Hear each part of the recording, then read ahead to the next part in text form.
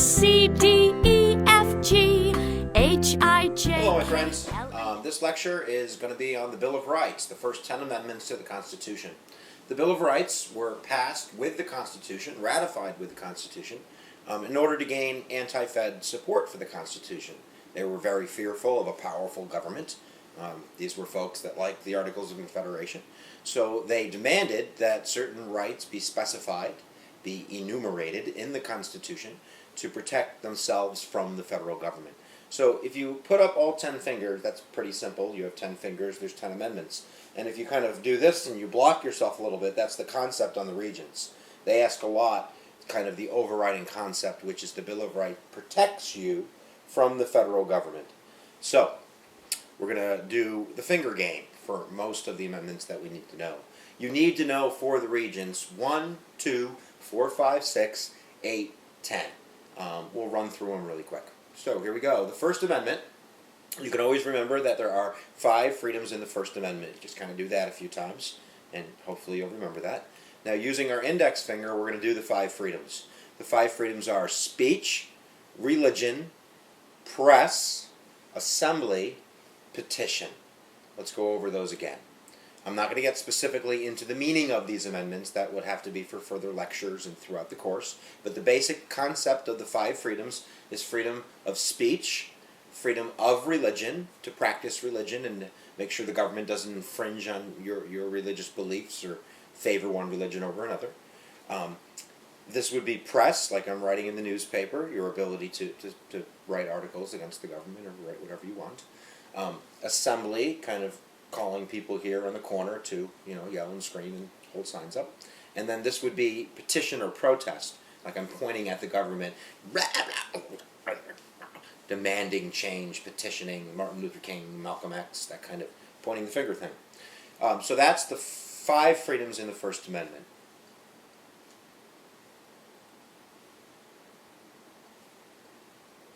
There we go.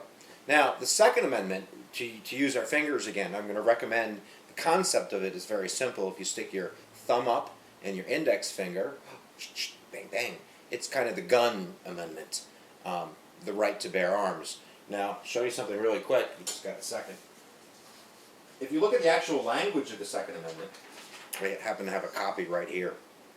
Part of the amendment that maybe doesn't get played enough is the beginning part. A well-regulated militia being necessary to the security of a free state, the right of the people to keep and bear arms shall not be infringed. Now, if we get into interpretation and you start thinking about why they wrote this first part, many people who believe there should be regulations on guns would argue that we have a regulated militia now. We have an army, we have a National Guard, so the security of a free state is not in question. Back then, you'd ring the bell, get the gun, go fight the war. So that's just kind of another side of the Second Amendment, but it definitely says in there, the right of the people to keep and bear arms shall not be infringed. So however you interpret that amendment, those are the words of the Second Amendment. Now, we don't do 3, quartering of soldiers, so you don't have to worry about that. You don't have to worry about soldiers barging in your house and taking over. That's the Third Amendment. The Fourth Amendment's a big one. It's privacy. Now, the concept of it is usually associated with you just kind of curl your knuckles a little bit and look for some wood. There's some. Open up it, po-po! Oh, there goes my dog. They think that someone's actually here. So the concept of the Fourth Amendment would be,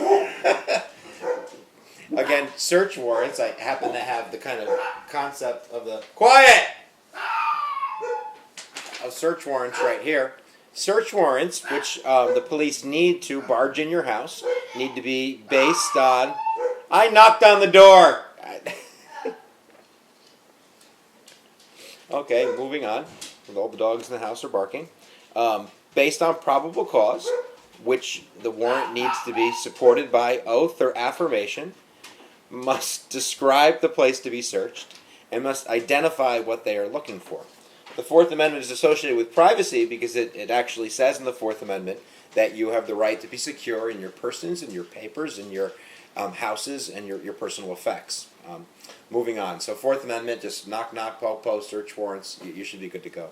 The Fifth Amendment, the way that I usually remember the basic concept before we get detailed, is just to stick your 5 fingers out, there you go, and cover your mouth, and you have the right to remain silent. Right to remain silent. That's the easiest way of remembering it right off the bat. Made famous by a court case called Miranda versus Arizona, where they actually took the idea that you have the right to remain silent to kind of another level. This is loose interpretation of the Constitution. And they took that Fifth Amendment, which said you have the right to remain silent, and now they make the police read you your rights, your Miranda rights. You have the right to, I'm sure you could say it, you've watched Law and Order. But there are a few other things in the Fifth Amendment we'll just run through really quick. I happen to have a copy of the Fifth Amendment right here. Wow, that's amazing. And you can see the little cartoon guy covering his mouth. That's the Fifth Amendment concept. Number 1, the right to remain silent. Also has a grand jury requirement in there. The grand jury is usually run by the prosecutor, where he presents evidence for an indictment. This is kind of to guard you against an overzealous prosecutor who might be out to get you. You don't have a lot of rights of defense in a grand jury, but this is just to make sure that the prosecutor isn't just singling you out because he don't like your hairdo or something. Also, double jeopardy.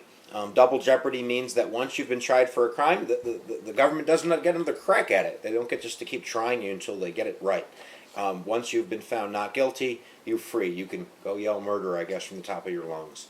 And I guess the big concept also of the Fifth Amendment is it says specifically in there that due process is always to be afforded to you, that you have the right to life, liberty, and property with due process. Meaning if they're going to take something away from you, they're going to put you in jail, or they're going to execute you, or they're going to take your house, they have to have some type of process, due process, a court system, a way of operating. Later we're going to see the 14th Amendment, passed during Reconstruction, expand this to the states. Because always remember that the Bill of Rights protects you against daddy. And daddy, in my course, of course, is the federal government. So you, as the child, have protections against daddy.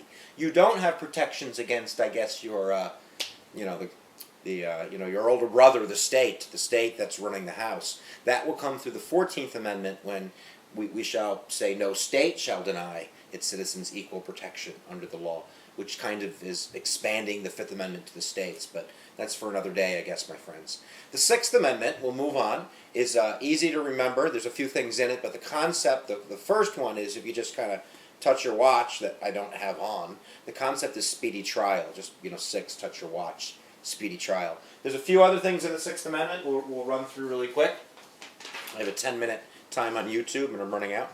So Sixth Amendment is speedy trial. It also has in there a jury by your peers. They can't, yank you off to Europe and hold your trial there. If you murder somebody, or you're accused of murdering somebody in the inner city, you probably don't want to go to Kansas to have your trial. So a jury by your peers. You get to face your accuser. You get to ask them questions, and you have the right to have a lawyer. Later, we'll give you one if you can't afford one. Again, expanding the Sixth Amendment in a court case in the Warren Court. We'll get to that another day. Don't worry about Seventh Amendment. Seventh Amendment civil trials, $20, no big deal. Eighth Amendment's always a hard one for me to get kids to remember. Sometimes I remember it if I draw the 8 like double nooses. It reminds me of gulp, like the death penalty concept. But right in there, we could see that no cruel and unusual punishment. It's not or, it's and. So I guess it could be cruel as long as it's not unusual. And it can be unusual as long as it's not cruel. Also, no excessive bail in there. That's just because you're innocent until proven guilty, and they can't use bail really as a way to punish you. I'm going to come back to the Ninth Amendment. I'm going to do the 10th Amendment because that's a really important one. I happen to have a chair here. And the way that I've always remembered it, for my kids at least, is if you think of the last chair in the restaurant, because we are on number 10, this is Reserved Powers Amendment, the last seat, number 10. And all this says is that all the powers that the federal government gets through the Constitution, if it ain't in there, if it ain't in the rule book, if it ain't in the Constitution, then it's reserved for the states. So things like education, or how we run elections, marriage laws, these are not in the Constitution. So in order to limit the federal government's ability to do these things that it's not supposed to, the 10th Amendment specifically says that if it ain't in the Constitution, it's reserved for the states. The 9th Amendment's the same concept for individual rights. If it's not mentioned in the Constitution, it's reserved for you, the people. So I got 10 seconds. First Amendment, 5 freedoms. Second Amendment, bang bang. Fourth Amendment, knock knock. Fifth Amendment, cover your mouth. Sixth Amendment, touch your watch. Eighth Amendment, double nooses. 10th Amendment, kick a chair. Bye.